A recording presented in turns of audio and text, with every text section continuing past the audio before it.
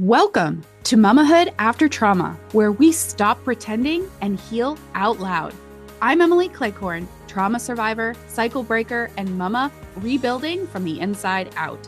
If you're ready to break cycles, trust yourself again, and rise without shame, you're in the right place. Let's go. Before we dive in, mama, if you're a mama healing from trauma and trying to parent differently, but you're not sure what support or next step is right for you, I totally understand. And that's why I've created something to help.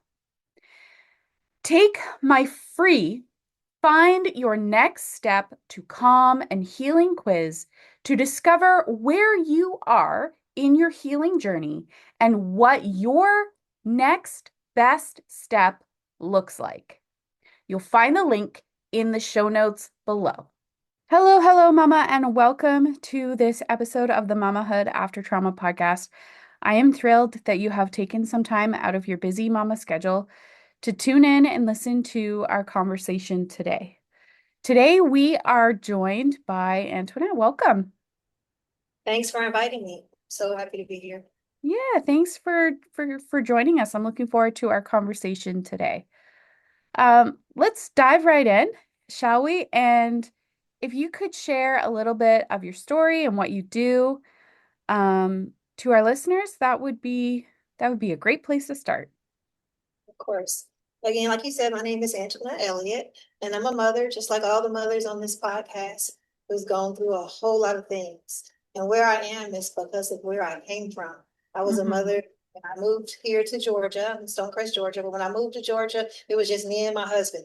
We didn't have anybody else. It was just us. So we were always needing someone to help us out. Of course, the wife is always the one that gets left behind, doesn't get to do stuff. She's the one that has to babysit. And I thought, there's got to be something better than this.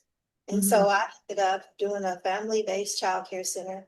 And I did that for 17 years. And that was very enjoyable. But I thought, how can I help families more? And even my girls at this point, they started enjoying it. And I asked them, is this something that you really like? Or am I just dragging you guys along for the ride? And so when they gave me the yes, we love it. So I was like, okay, let's see what we can do. And that led me to opening a center, not just a center, extended hour center. Yeah, so share with us just a little bit how your center serves families. So when I say extended hours, the way we serve families is we open at 6:30 a.m. and we close at midnight. And the first thing people do is they try to throw out mama guilt. I know someone's not letting their child stay there all day. I know you're not keeping people away from their children all day. I'm like, listen, first of all, there are times when a parent does need that. If they have a surgery, if they have to go to an appointment, if they're having a breakdown and really need to get themselves back together, to drop their child off in the morning and pick them up in their full self at the end of the day, once a week, whenever they need, that's nothing. But for the most part, parents pick either 10, 12, or 8-hour shifts. And they can pick the shift so that way it adjusts the amount of money that they have to pay. So it's not like, oh, you come and you just have to pay $1 billion to have all of these hours. No, it's not that. It's really for flexibility. So we're set up so you can be full-time, you can be part-time, you can do drop-ins. You can have a center on the other side of town, but that center doesn't provide what you need to be able to go to business meetings or to go take care of yourself or to the doctor if you're going to be getting out late. And here in Georgia, that's real important because our traffic is terrible. And so that's a worry that parents have. Besides just the hours, another thing that we provided is all of our teachers are trained in crisis prevention training. So what that means is when they see a child misbehaving, or even if it's a parent and they're coming in and they're a little more ruffled than normal, they don't jump the gun and, put it on the child and make the child feel like, something's wrong with them. They know how to realize that there's something underneath, something that child has dealt with, something that family has dealt with. And they know I do not like them calling those parents, bugging over something that we can fix ourselves. So once we got our teachers in that frame of mind, we were all on the same page. Now we can help parents. And what what are the benefits that you see for the families who you've served maybe currently or in the past with having the availability of extended hours and hours that fit their schedule and lifestyle and what have you? Had parents that you get a chance to do big events, and sometimes the events that they do is extra money. It means extra money for their family, or it means being able to take a promotion because they are available. Because who else is allowing them to bring their child in on Saturday, basically anytime between 6:30 a.m. and midnight. So now all they have to do is just get themselves there. The other thing is they don't have to bring diapers, they don't have to bring wipes, they don't have to worry about them getting dirty because we provide all of the gear, everything that their child needs. The whole goal is you just get the child to us and we got it from there. So they should not have to worry at all. But if they do worry, we have an app so they can look on the app periodically and see pictures and updates and all of the things that we send, because that is really what gets the parents in the peace of mind to be able to work and accomplish everything when they see their child is happy and being taken care of. Yeah, yeah, that would provide a lot of peace of mind, just being able to check in when you need to check in. So what would you say to those who do have the mama guilt or um maybe don't have a positive way of looking at this type of childcare model? They come in and they talk to me. You can almost see it in their body language. It's like they don't want to let go. They're having a harder time of letting go. And I'm like, listen, I have been there, but I also know what it's like when you push yourself over the edge and you don't get that relief. It doesn't make you be the best you. And there is so much scientific study, now there's so much scientific study about taking care of yourself and self-care Mm-hmm.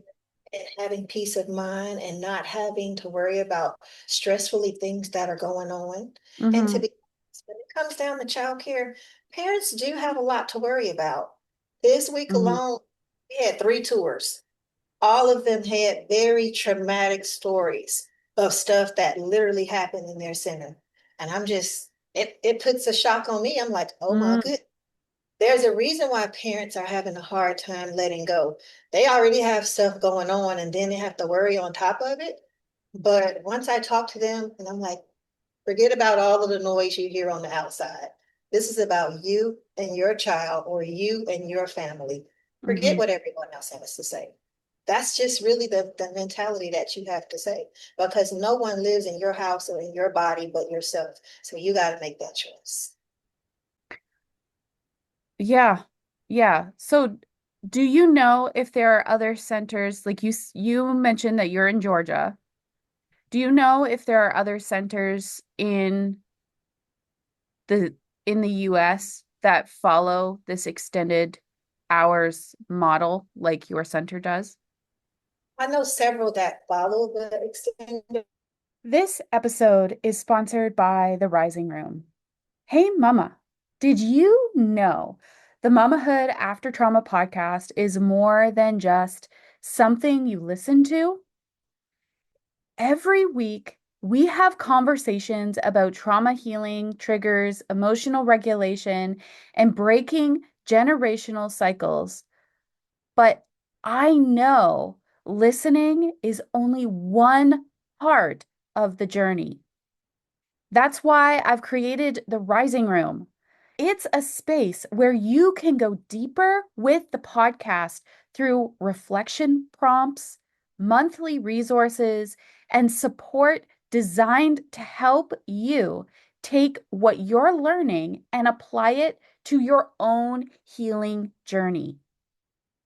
And if you're ready for deeper support, the regulation pathway gives you a guided next step to understand your triggers, regulate your nervous system, and begin creating more peace in your mamahood. You can learn more and find out your next step through the link in the show notes. Now let's get back to our episode. Another fun fact that I can attest to is that not many of the child care centers has taken the Marcus Autism Crisis Prevention training because they're still trying to push it to be appreciated in the school system. Mm, That training alone, I tell every provider that I meet, take the training, take the training. It's a few $1,000s, maybe $3,000 or $4,000, but to be able to bring that back to your school. Another thing it does, especially for the parents who have children with special needs, you trust that the therapist that's going to work with your child is going to be loving, kind, and gentle. mm-hmm, But if they're not, you assume that's just how they have to be because that's their job and they know what they're doing.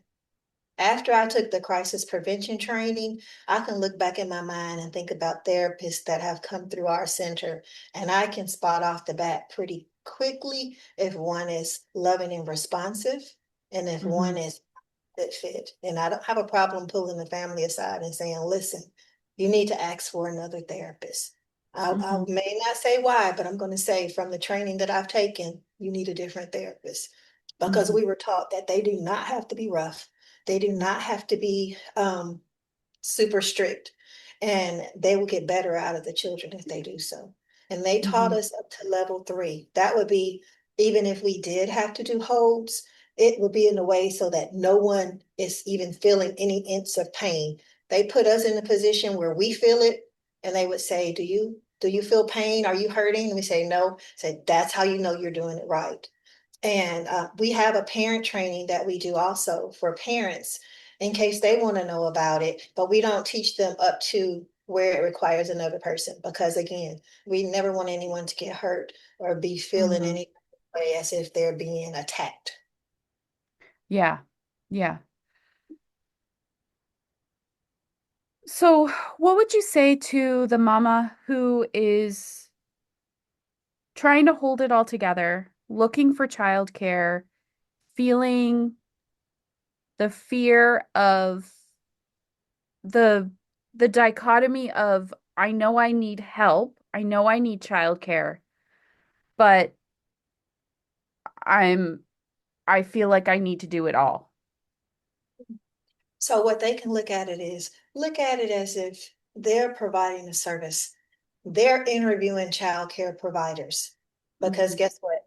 Just like when you go places, you don't just accept what people give you. So you're interviewing them and you want to see, is this a provider who has compassion? Is this a provider that's showing love even to me and my family while I'm here on the tour? And you're giving them the opportunity to serve your Hmm. family. The whole goal is to serve, and you have to give to get. So you give them that advantage to serve your family, and you Hmm. give the benefits from them serving your family. So the whole deal is it's a mind shift. Yeah. What you have to interview with several. Sometimes people just run to the first one. If you can't get some referrals, interview because you need to know who is the owner. Hmm. That's the big, because it starts at the top. If the person at the top is nonchalant, you never see them, or they don't have anything to do, that that'll give you, and you don't have to just take one tour. You can take several tours at different times during the day, just like when you're buying a house. It's a big investment, childcare. When I say a big Hmm. investment, it's about 15 to $20,000 a year. So you don't Hmm. just go and drop off 15, $20,000 a year after Hmm. one. You go like you going in the neighborhood. You go during the day, you go during the evening, you Hmm. go when they're napping, you look at the teachers. Do the teachers look happy? Are the Hmm. teachers talking and acting like, are they giving you the side eye? You want the whole feel because whatever is going Yeah. on in that center is about to be a part of your family. So Yeah. I always say, go through and tour. Parents will say, I've been to 6 or 7 centers. I'm like, that is great Hmm. because when my children were little, my husband will tell you, we went to so many, you thought we were looking for you. We went to so many centers, homes, all of the things. And if I felt any little thing off, I always say, Mama Hmm. had to follow rules. If I feel any little thing off, no, I don't Hmm. feel good. I don't feel, Absolutely. and when you don't feel Absolutely. good about it, walk away. Yeah. Yeah. If you feel something off in your gut, listen to that.